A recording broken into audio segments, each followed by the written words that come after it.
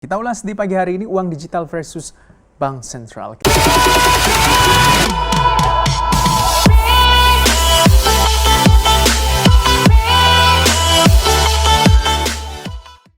corona rupanya ini menjadi perhatian bank sentral di dunia yang tentunya waspada terhadap adanya ancaman jangka panjang terhadap uang tunai yang beredar. Kecenderungan ini juga menjadi perhatian Moody's Investor Service dan juga membuat riset soal ini. Kita ulas di pagi hari ini uang digital versus bank sentral. Kita tahu bahwa dalam riset Moody's ini menyebutkan bahwa banyak bank sentral yang mulai mencermati pengembangan uang kripto Libra begitu ya. Libra adalah sistem pembayaran yang berbasis blockchain yang berizin yang dirilis juga dan dikembangkan oleh perusahaan aplikasi media sosial yaitu Facebook. Dan visi Libra akan menjadi alat pembayaran digital alternatif secara global. Bentuknya juga seperti Bitcoin ya kalau kita melihat, tetapi didukung oleh mata uang utama dunia dan juga memiliki aset dasar berupa surat utang negara. Pengembangan uang digital ini juga mendapat penolakan dari regulator dunia karena Libra dianggap memiliki risiko sistemik yang bisa membahayakan sektor keuangan karena tidak diawasi oleh bank sentral negara manapun juga. Nah, risiko sistemiknya kalau kita lihat ini dari jumlah pengguna Facebook yang sudah di atas kurang lebih 2 miliar manusia begitu ya atau pengguna setiap pada tahun lalu yang menjadi target dari penggunaan Libra.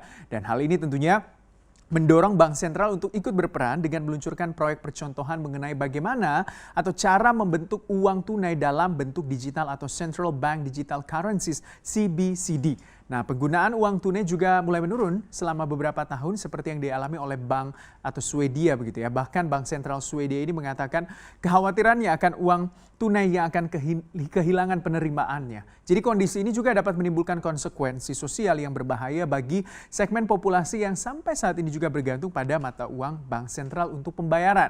Jadi, karena itu beberapa bank sentral berinisiatif untuk meluncurkan CBDC ini ya. Di antaranya adalah China, Inggris, Swedia, dan juga negara-negara di kawasan Eropa. Tapi inisiatif CBDC ini juga akan memiliki konsekuensi negatif yang mendalam bagi bank umum komersial karena CBDC ini juga akan menggusur peran perbankan dalam sistem pembayaran dan juga memaksa mereka untuk merubah model pendanaannya. Jadi Moody's melihat bahwa bank sentral kini menghadapi dilema yang munculnya stablecoin seperti Libra, besutan Facebook, dan kemajuan pesat platform pembayaran digital yang membuat bank sentral menginisiasi CBDC yang disebut-sebut sebagai strategi defensif. Jadi dilema muncul jika tidak dapat beradaptasi dengan cepat terhadap perubahan perilaku nasabah, maka peran bank sentral akan semakin memudar.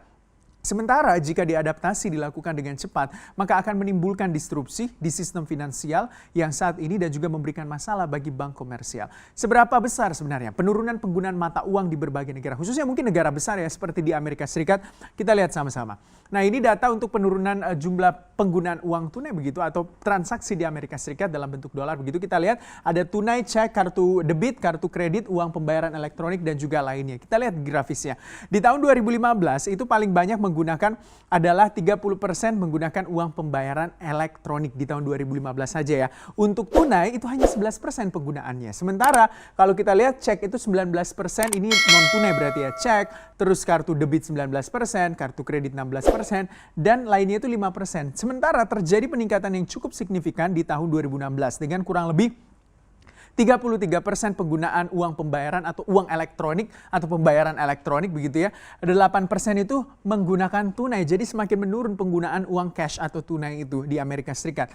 14% menggunakan kartu debit, lebih turun lagi penggunaan kartu debit di tahun 2016 dan kartu kredit itu 12%. Menurun juga. Artinya orang itu sudah mulai migrasi berpindah begitu dari biasanya pakai kartu kredit, terus kartu debit, pakai tunai itu pindah ke uang atau pembayaran elektronik atau digital, entah dalam bentuk apapun ya. Nah, di tahun 2019 data terbarunya itu mencapai 40% orang-orang di Amerika Serikat melakukan transaksinya dengan menggunakan pembayaran elektronik atau uang elektronik. Jadi kalau mau belanja di e-commerce, terus belanja di manapun mungkin tinggal scan barcode dan segala macamnya pakai handphone aja, cukup satu genggaman begitu semua masalah hidup Anda untuk melakukan pembayaran transaksi bisa dilakukan ya. Jadi 15% itu menggunakan kartu kredit dan 16% menggunakan kartu debit. Sementara yang menggunakan tunai hanya 6%. Jadi peredaran uang tunai di Amerika Serikat itu atau uang cash itu sangat kecil di tahun 2019. Kita lihat nanti bagaimana laporannya di tahun 2020. Dan kita tahu bahwa kepopuleran uang digital ini memang semakin populer di tengah resesi ekonomi. Cryptocurrency atau mata uang kripto saat ini telah menjadi salah satu instrumen investasi favorit khususnya di Indonesia. Tidak hanya itu juga, mata uang kripto juga sedang berkembang pesat menjadi sebuah alternatif transaksi non-tunai seperti remitansi dan juga pengiriman uang lintas negara.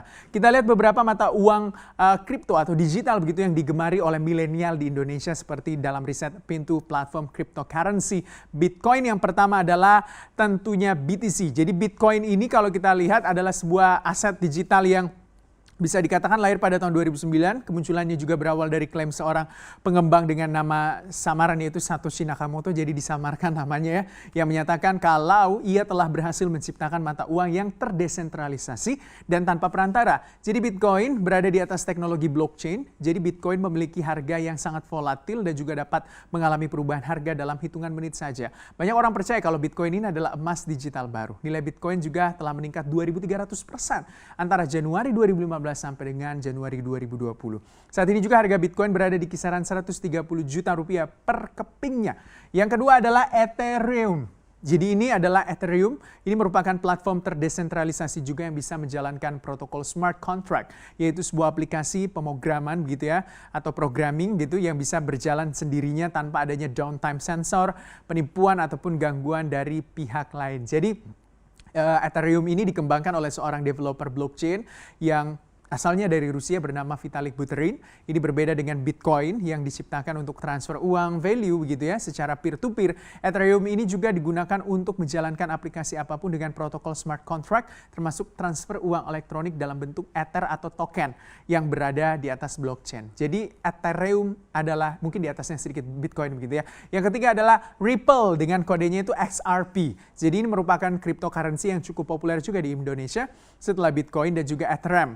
Jadi nilai kapitalisasinya ini sangat besar tentunya. Ini merupakan juga sebuah protokol open source yang dirancang untuk menciptakan proses transaksi yang lebih cepat dan juga murah. Jadi Ripple memiliki mata uang bernama XRP. Kodenya itu XRP. Kalau kita kan IDR ya. Jadi ini berfungsi sebagai exchanger untuk mata uang fiat, komoditas dan juga cryptocurrency. Tujuannya diciptakan adalah untuk sebagai alat pembayaran global berbasis internet protokol. Dengan begitu Ripple dapat digolongkan sebagai platform teknologi dan juga mata uang atau currency dan tentunya bisa dilakukan penggunaan pembayaran. Yang ketiga adalah Tether.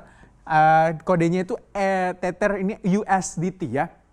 Jadi, cryptocurrency seperti Bitcoin yang memiliki volatilitas yang tinggi untuk diperlukan sebuah aset kripto juga nilainya dipatok oleh benda fisik dengan nilai yang lebih stabil, seperti emas, komoditas, atau mata uang fiat. Jadi, aset kripto dikenal sebagai stablecoin. Jadi, salah satu stablecoin yang cukup populer yaitu Tether atau USDT kodenya. Jadi, USDT ini adalah stablecoin yang nilainya dipatok dengan nilai dolar dan juga fiat lainnya. Cryptocurrency ini diproduksi oleh Tether Limited begitu dan juga beroperasi pada protokol Omni sebagai token yang dikeluarkan pada blockchain.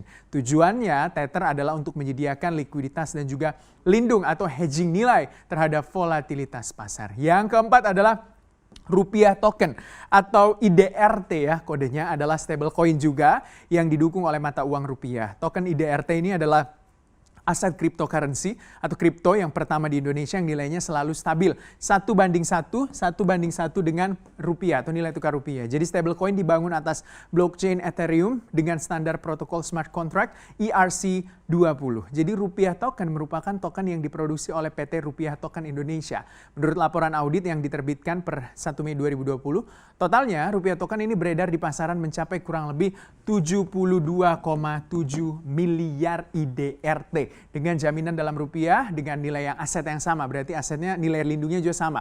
Jadi beberapa fungsi IDRT ini diantaranya untuk remitansi, menyediakan likuiditas, donasi global, transaksi lintas negara, dan juga menjadi lindung nilai atau hedging terhadap volatilitas pasar. Itu dia beberapa uang digital yang populer di Indonesia dan juga tadi kita lihat bagaimana uang digital yang sudah mulai menggeser keberadaan uang cash atau tunai secara dalam bentuk pembayaran.